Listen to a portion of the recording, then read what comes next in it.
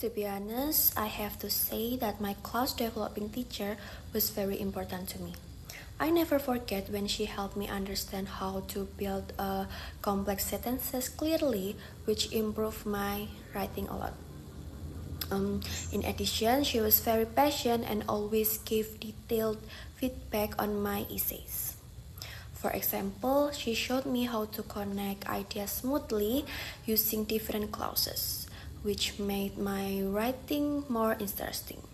So that's why she played a big role in developing my language skill and boosting my confidence in writing.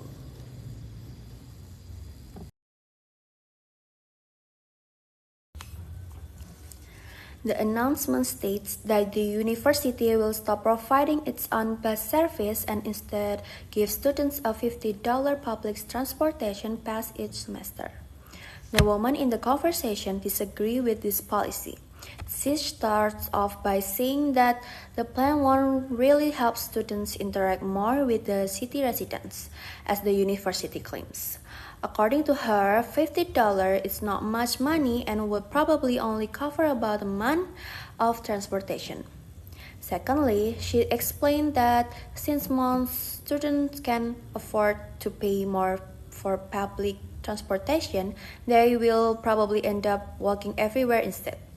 Therefore, there won't be any new interaction between students and city dwellers. So that's why the woman believes that the new policy is ineffective and won't achieve the university goal.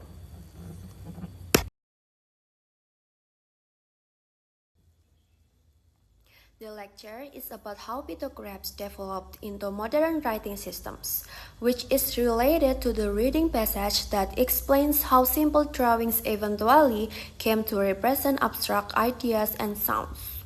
The professor elaborates on this idea with specific example from the Roman alphabet. First, he explains that the letter A originally came from an Egyptian pictograph of a bull's head.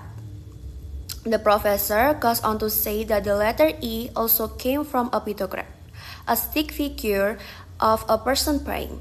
The vertical line represented the body and legs, while the arms stretched out on each side.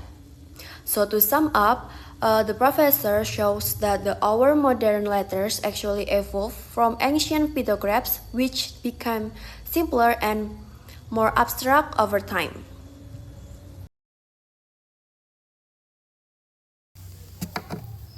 In the lecture, the professor explains the paradox of technology, which happen when inventions that are meant to make life easier actually make it more complicated. First, the professor discusses the example of universal remote controls.